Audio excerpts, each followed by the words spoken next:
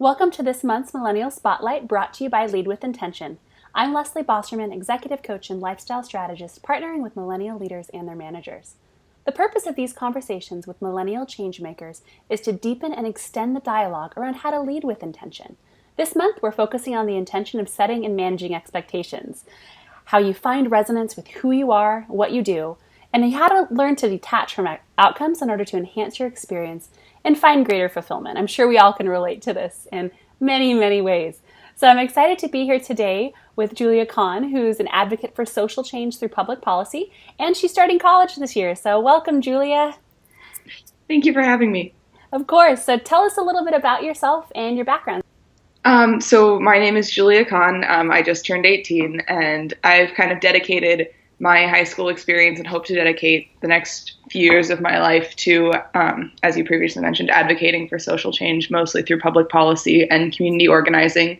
I would say that my biggest kind of commitment was to an organization called California YMCA Youth in Government, which is about 3,500 kids in the state of California that meet to model the state government. And I had the honor of serving on the board of directors for that organization, as well as the youth governor's chief of staff. So I think that definitely taught me a lot about expectations, especially in relation to the political process. There's a lot to be said for setting realistic expectations, trying to push something through even a model legislature. But besides that, I started a mentorship program in my high school. I live in Silicon Valley, and there's kind of a plethora of, well, not enough, but there's plenty of women who are willing to share their experiences, successful women who are willing to share their experiences with younger, similarly ambitious women. And I thought that it was just necessary to make that connection. So my junior year, I started a program that pairs together successful women from around Silicon Valley with high school students who have similar aspirations for their careers. I also served on my school board as this student representative, which was really kind of a great chance to advocate for what I believed in an environment where I was guaranteed to have, 5 minutes at least to talk every meeting. But I learned a lot there about how to make sure that the student issues that aren't necessarily heard by the board are heard. And I learned a lot there about how to kind of make sure that even if my opinions differ from kind of the opinions of the student body at large, it's important to voice the opinions of who I was there to represent. So I think that kind of, I've done odd jobs and internships here and there, but I think that those three things were what I was most committed to in high school. Yeah, and it's such a big transition point going from high school to starting college this fall. Yeah. And that's so exciting to be able to hear a voice of someone who's 18, who's had so much experience thus far, who has so many hopes and plans, but also expectations. So that's our intention for the month. So tell me a little bit more about how that came to you. So when you're setting and managing expectations, just tell me what you've learned and what insight you've gained.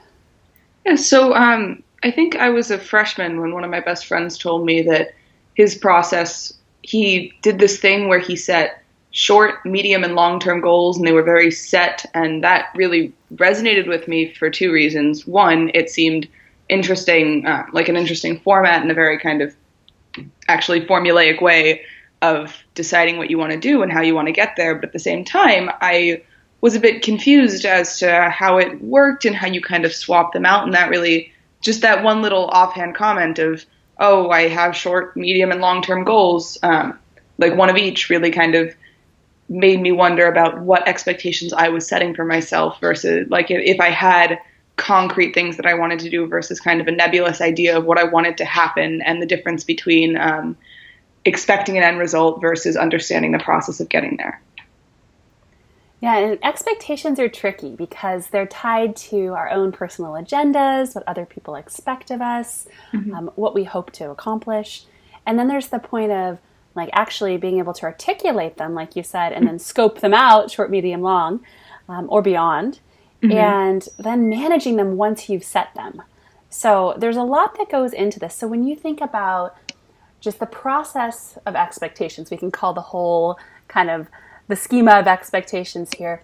What's the most energizing part for you when you think about your relationship with expectations? I would say my favorite part is when you kind of you start to visualize the pathway between where you are and where you want to be. I think we kind of always know where we want to be. That's not really an issue that I've ever had, was trying to figure out where I want to be. But kind of that moment you get when you understand, oh, if I want to get there, I have to do X, Y, and Z. I feel motivated. At kind of the beginning, when the motivation's the highest and the path is clear. Yeah, and I ask that because everyone relates to expectations in different ways. We have individuals who are motivated by kind of that startup energy that you mentioned of visualizing something. Other people are motivated by the activation of getting in the process of meeting expectations.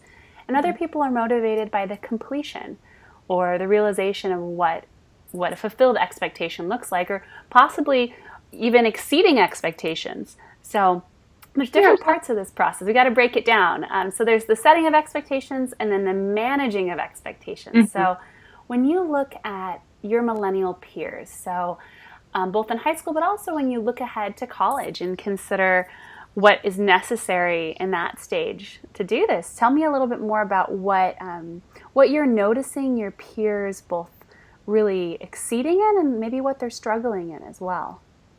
Yeah, well, I've noticed a lot of my peers aren't able or willing to, and myself included sometimes, to understand or to identify when an expectation, like when what you wanted isn't actually going to happen and you need to change your course of plans, kind of making that switch, throwing away the work that you did to get to where you wanted to be.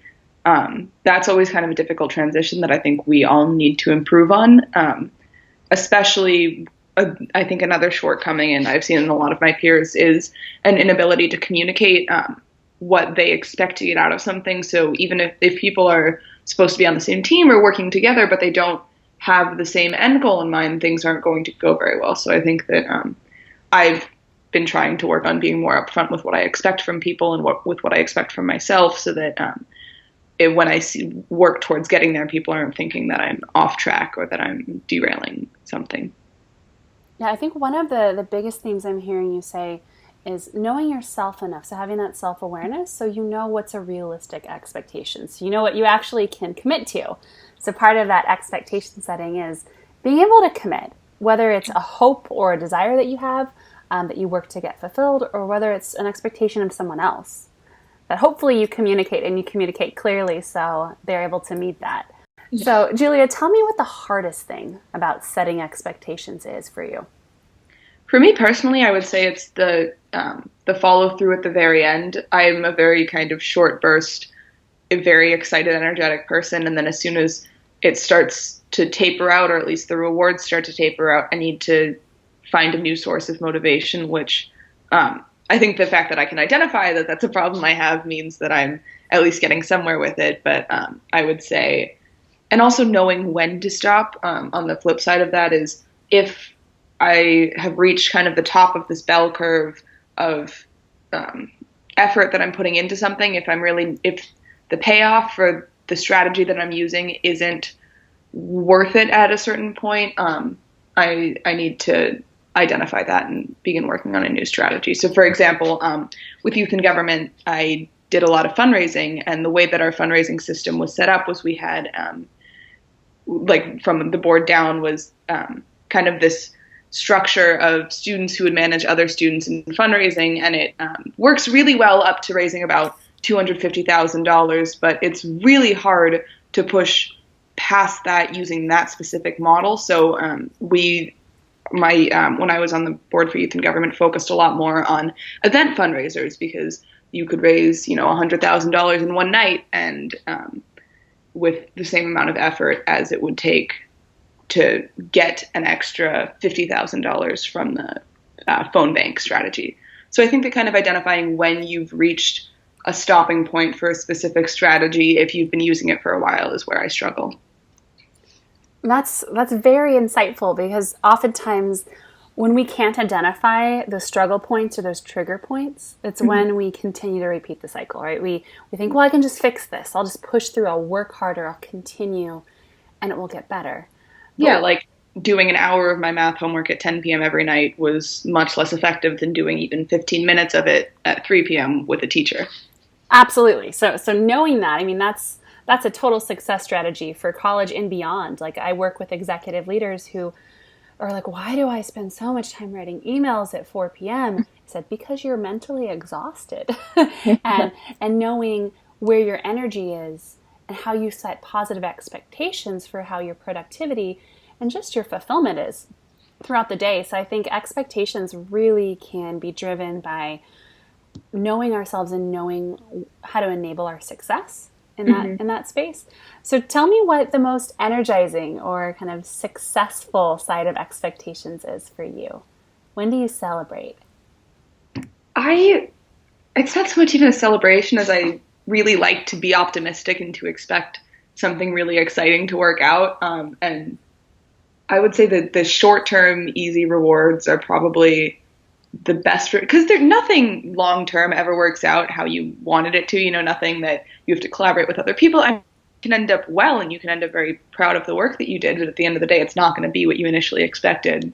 But for example, I had Governor John Kasich ask my friend to prom for me, which I was like, I got free tickets to a town hall event he had right before he dropped out of the race, and I went kind of like ironically with my dad and thought it would be very funny if I got him to ask my friend to prom, and then it wasn't looking like it was going to happen, but I was very determined, and I asked every staffer I could find, and at the end of the day it ended up happening. And so I think that those kind of very short-term things that you have planned that really have no tangible, like that wasn't it was kind of like I can't think of anything other than like foo-foo event, like little thing that I did that really had no negative consequences if I had failed, but ended up exactly how I planned because it was so short term. Those things are really exciting, I think. Yeah, and then that kind of adds some spunk or some fun to life in that sense. And I think where I see most people struggle the most with expectations and reality is when we have that agenda or that plan. So you had an idea for how this event would go down, even if it was short term or foo-foo, right? You had an idea behind it. And in that situation, you were okay if it didn't happen. You were able to detach. Now, if we look at it from a kind of a bigger scope, let's say an expectation for what you want to do after college, or who you want to marry, or what your life will look like. Like that's a bigger picture, kind of more long-term expectation. Yet where I see people struggling the most is when they cannot cognitively detach from outcomes enough to feel empowered in the moment. So what I mean by that is looking at an expectation and saying it has to happen this way or I will not be happy. And we do this all the time. That's why we set expectations. So we have a benchmark. But I would argue, and I would champion anyone, especially millennials and their managers, when you're setting expectations, to really think about what is it like to have that target, but also be okay and be flexible if it ends up looking differently. So tell me a little bit more about how you handle the kind of the disconnect between the expectation and the reality of the outcome. Yeah, I would credit my ability to throw away work and start over with this conference I've attended the past 4 summers. It's called the Conference on National Affairs. It's in North Carolina. It's about 25 kids per state. It is a policy conference, but the California delegation takes a trip before the conference each year to some place in the South that changes. And there's a lot of very intensive speech prep where basically twice a day you throw out what you thought was a phenomenal speech and you have to start again because it wasn't very good. That and like going to that conference, plus just the process of learning how to throw away papers for classes, really helped me with the bigger things, like practicing it on a small scale with, oh, this was a speech I thought was very good, or, oh, this was an essay that I thought was very good, but it isn't. That's okay. I'm going to start over. Learning how to start over has really helped me with things in the long term. So I plan on majoring in political science in college, but my university has a policy where you can't declare until the end of your sophomore year. And I have really kind of like come to terms with the idea that, okay, the major requirements that I'm working on fulfilling right now are for political science, but I understand that if in 2 years that's not what I want to do, I'll have to start over with new requirements. And so that's a beautiful way of explaining this idea of life as a pathway. So you can have benchmarks along the path, or you can say, hey, I'm walking along this pathway to explore poli-sci, and know Mm-hmm. that I might find a beautiful scenic route, or I might find a detour, or I might find a whole nother branch off of this pathway that is more energizing and more motivating. And this process of metaphorically throwing away the speech or throwing away the paper, I look at that playing out in so many real life scenarios. So when we're in school, like I was in college and graduate school and worked in higher education for a decade, so I'm familiar with school. I love school. And after kind of stepping out of that and working in business and working with other people both in school and out of school, there's this sense of, well, how do we earn a living and how do we manage just life stuff? Well, we call it adulting now, right? So just figuring out, how do I do all that?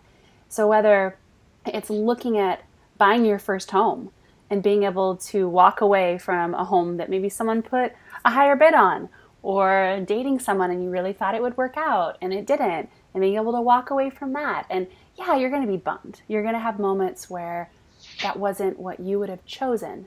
But there's also this beautiful space of being open to the possibility that's the unknown.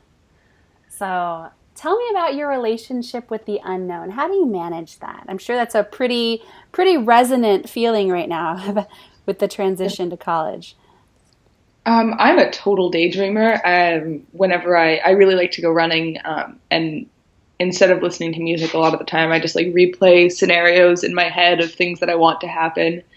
That like realistically really won't happen, even if like everything from, getting a job right out of college, like I replay getting my dream job right out of college, or one time I was running around near Stanford and I heard that Obama was there that day, and for some reason I was convinced he was going to run into me. So situations like that in my head kind of splice up the unknown and make it a little more friendly and a little more exciting, kind of just maintaining the attitude that anything can happen and everything will happen.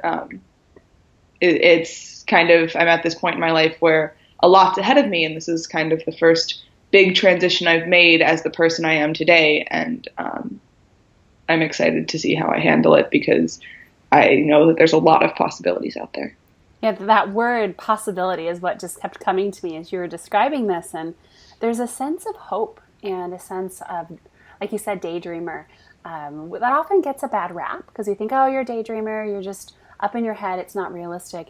Yet I think the most creative and successful people have to hold the space to dream.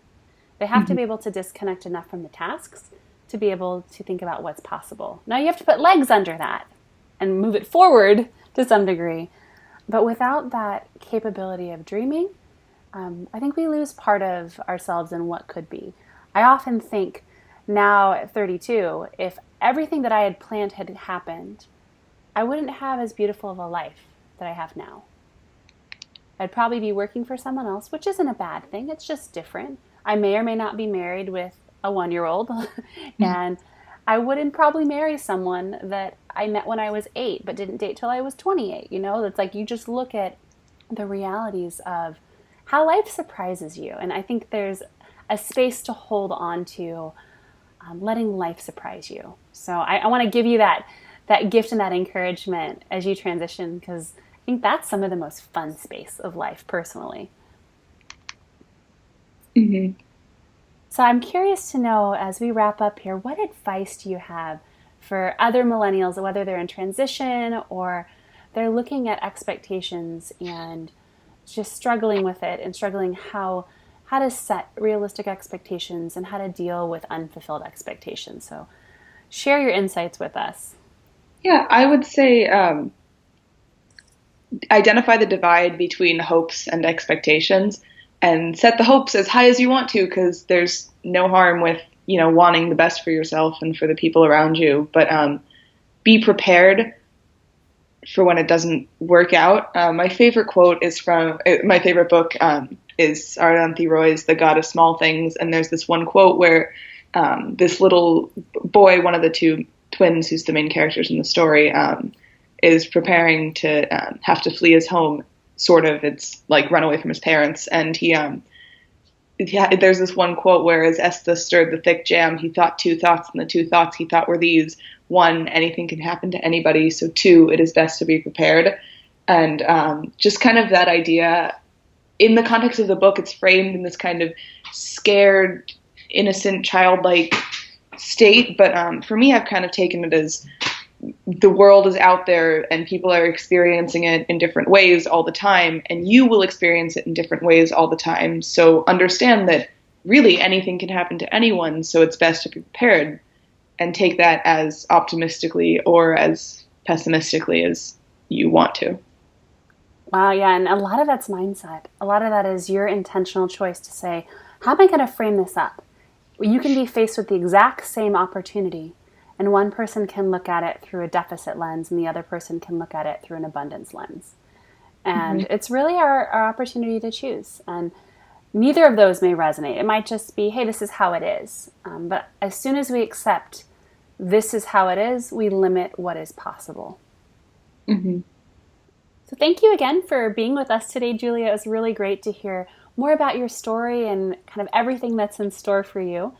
And we just encourage any of our listeners today, as you continue to explore both how you manage, how you set expectations, and how you deal with expectations once they're met or unmet.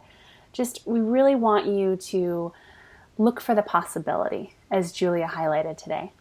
So I also encourage you to check out leadwithintention.com. We have a lot more insight and other perspectives from millennial changemakers, along with great supporting resources on how to manage those expectations to fuel your success. So thanks again, and this is Leslie Bosserman inviting you to join the wholehearted leadership revolution as you continue to lead with intention.